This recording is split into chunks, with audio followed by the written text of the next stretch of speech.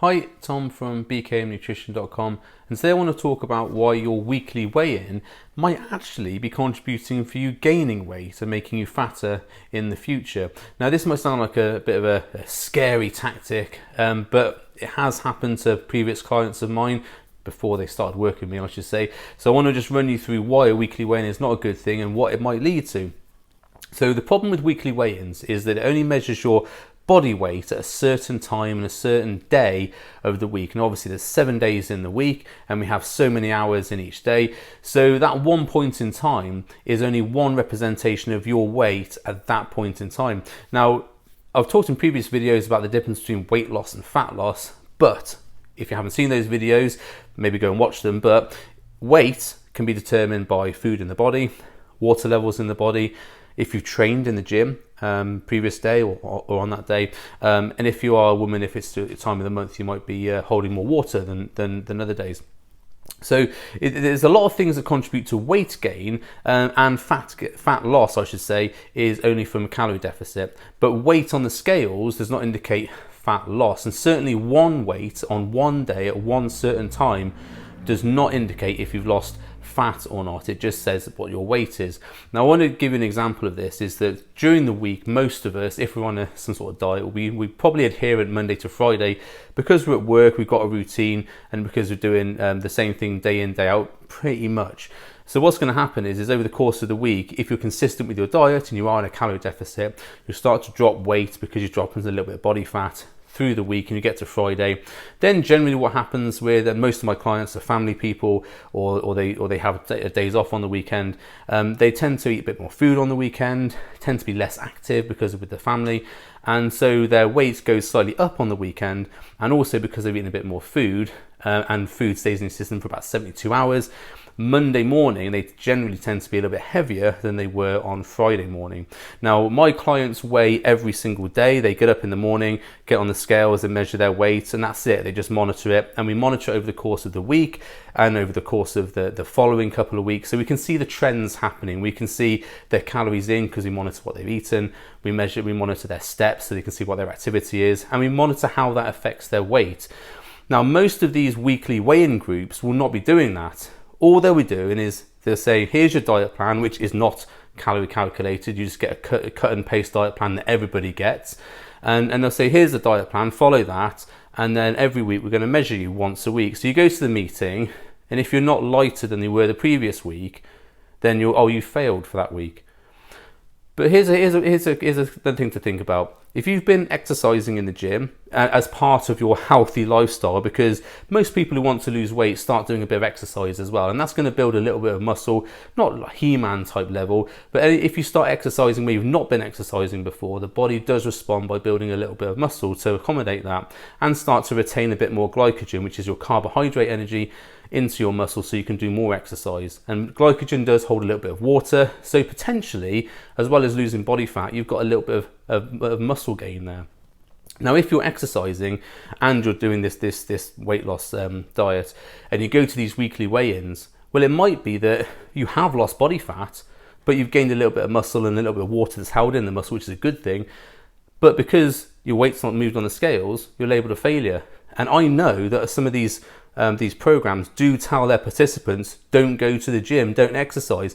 And the reason they tell them that is because they know these things. They know that going to the gym is going to potentially make them gain muscle and hold water in the muscle, which is a good thing.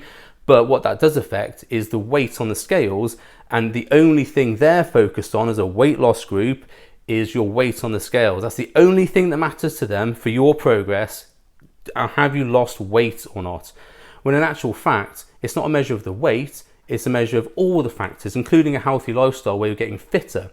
So weighing once a week is potentially going to set you up for you've failed, when in actual fact, you've exercised more, you've eaten nice and healthily. It's just that on that day, you've got a little bit more food in your system and you've got a little bit more muscle glycogen, and so you've not lost weight.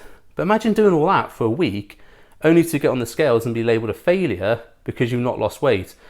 That puts a lot of people off, and I know from experience with talking to clients, it does put them off doing the diet. And well, I've not lost weight and I've done all these healthy things, why should I continue?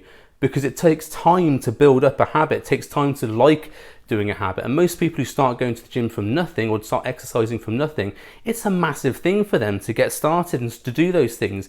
And to then be told a week after they've been doing it, you lost weight, you're not lost weight, you're a failure. It's one of those things that set up, well, why am I doing all this then? You know, I've been trying to live a healthier lifestyle, I've been trying to eat better, I've been trying to exercise more, and now this person, who's probably not a qualified weight loss coach or nutritionist, is telling that they've failed because they've not lost weight. So don't weigh yourself once a week. Don't do that, because the long-term effect of that is that you think you failed on the diet. What then happens? You go home and eat a lot of food. So you start gaining weight, you start gaining fat back, and you start jacking in the diet. You stop exercising because, oh, that's what's made me maybe gain weight or not lose weight. So you start to eat more food because you're a little bit upset. A lot of people respond to being upset and being emotionally drained by eating more food. So potentially weighing every week could potentially make you fatter because you're depressed that you've not lost weight. And so why should you be doing the diet? Why should you be restricting yourself with foods that you don't like? Because most of these diets stop you eating foods that you like, or they categorize them with sin levels or colors or all these other fancy things. I mean, it's just food, and you should be able to eat anything you want within your calorie deficit. But then none of these places talk about calorie deficit. You'll only know if you're losing body fat if you measure your weight every single day and start to measure that every single week. So what happens is when we're looking at your weight over the course of the week, and we look at the weight going down the scale over the course of the month or the 6 weeks or whatever, we can see a trend start to happen.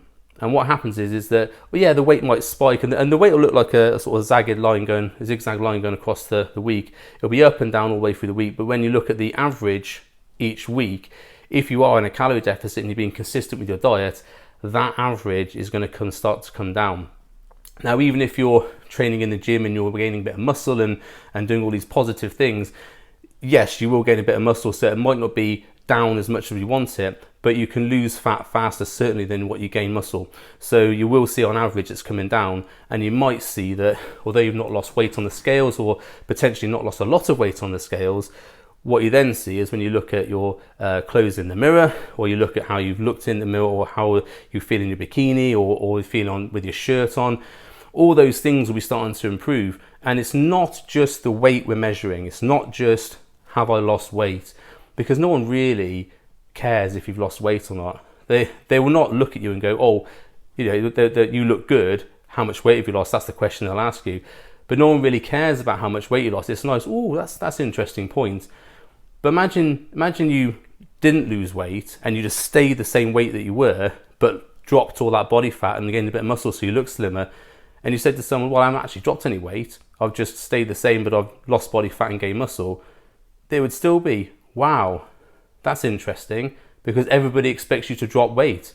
And people think, oh, weight loss is a signal of success. I did a diet one year where I was dieting for a show, and I lost no weight the whole 12 weeks. But I started a bit fat and I ended shredded on stage, and I literally lost no weight the whole time through, but I looked a lot better. Now, if I'd be thinking about, oh, weight is the only measure on the scales, which I actually was thinking about because I had to make a scale weight for that show. If I was thinking about that, I would have thought, well, I'm a failure. I'm not doing anything right. I'm not seeing improvements. But it was frustrating for me to see that the scales weren't really moving up at all through the whole 12 weeks, but I was getting better. I was looking better. So certainly I gained muscle and lost body fat in that time. But it's just an evidence that, you know, it's not always about the weight on the scales. Don't think about what am I weighing on one day. It's never going to be indicative if you're having success or not. And certainly when I've worked with clients who do this, and we go from, and they're afraid to start weighing every day because they think that every day is going to be this weekly weigh-in thing where they've not got any results.